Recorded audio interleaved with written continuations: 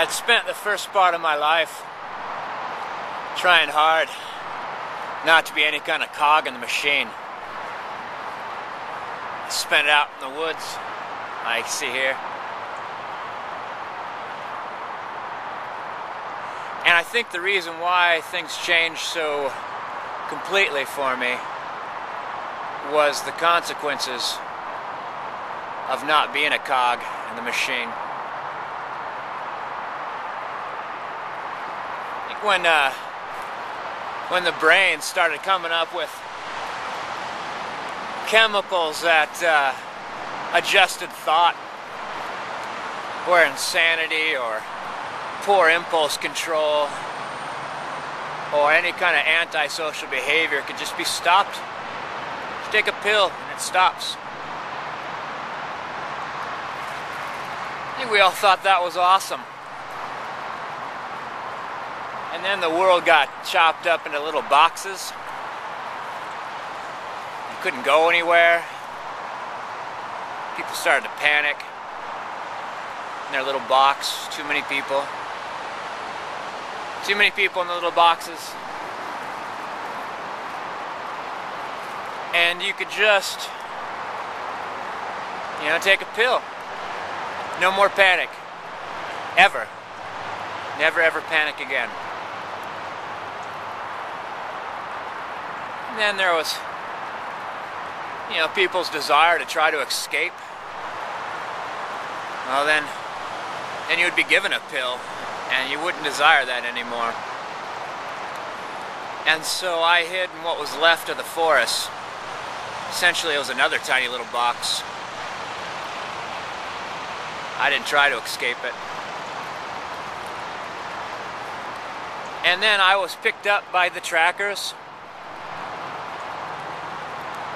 They knew I was going to be out there. They didn't know me in particular, but they knew people like me were going to be out there. So there I was, hiding, completely chemical free, an insult to every sacrifice everyone else had made while they were inundated with chemicals that kept them happy. Unless happiness was too important, and then there was a chemical to stop that too. So it was either be an enemy of the system or be a very useful cog in it. And I chose a very useful cog.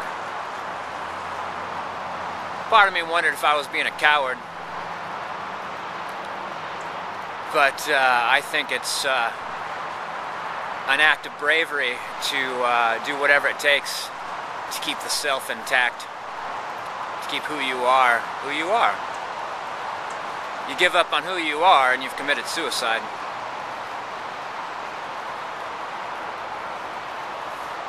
Anyway. So the first person I found as a tracker myself, it's so unlikely. Inside the boxes there are other boxes. For instance, I was looking for somebody, and my sub-box was what used to be an apartment building. So I went in, senses intact. You have to have your senses intact or you can't find people, right? Right. And that's why you don't have to take the drugs. As long as you can prove that your senses help the machine out, you don't have to take the drugs. You get to keep your senses. You get to keep you. Anyway, I walked into this place and I just stood in the entryway. It was full of people. And they look like people look like now. They look like, even mannequins look like they have more life in them. I recognized one of the people in there. It wasn't who I was looking for.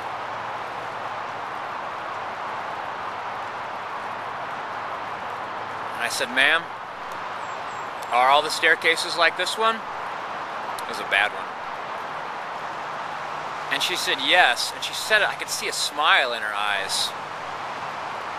And so I nodded at the staircase, and she walked with me, and I thought, there's somebody else that has found a way to maybe stay as free as possible. I didn't ask her anything directly. I didn't say anything like a human being would say to another human being. I did say, is there anything in here like an organized effort of deception?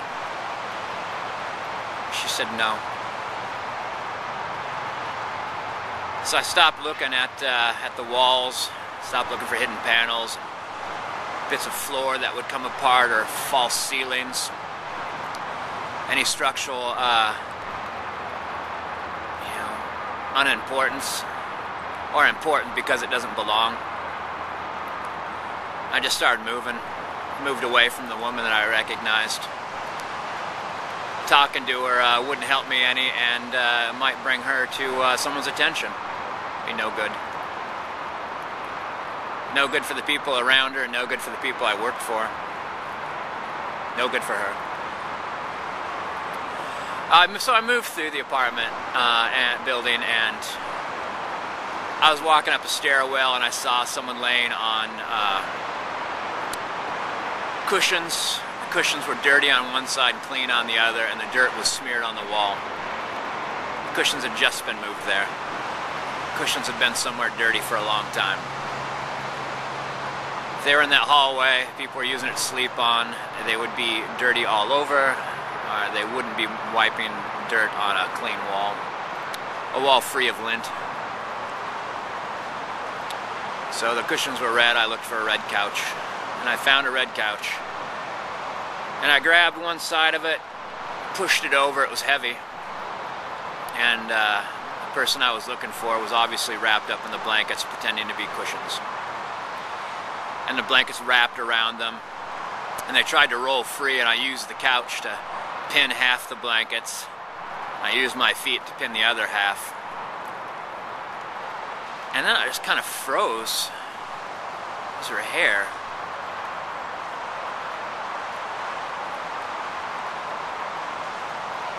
Had streaks of blue in it. And it made me think back to when people had beauty products, when people did stuff to look beautiful, when you would look like something so other people could look at you and appreciate it. Now we lived in a world where no one would look at you and appreciate anything. They wouldn't feel anything. So I was just staring at her. She was looking up at me without any fear. I don't know why I expected to see it. She was hiding, and I caught her. Shouldn't she have a reaction? And I realized she can't have a reaction. I just stared at her. I stared at her hair.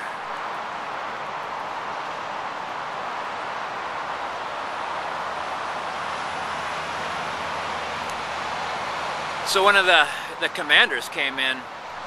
They normally wait outside.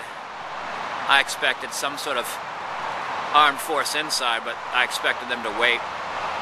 And he looked at me and he looked what I was doing. I was trapping the body underneath the blankets. And he looked at me, and he kind of looked at me blankly, and he said, "Are you doing that to keep her from hurting herself?" And I said, "No." And then before his expression could change, I said, "Yes, she was starting to struggle." And he said, "All right." And then he turned to the rest of the armed forces coming up, the muscle. And he said, "Go ahead and pick her up." And he looked at her hair and he said, "And cover her up as well."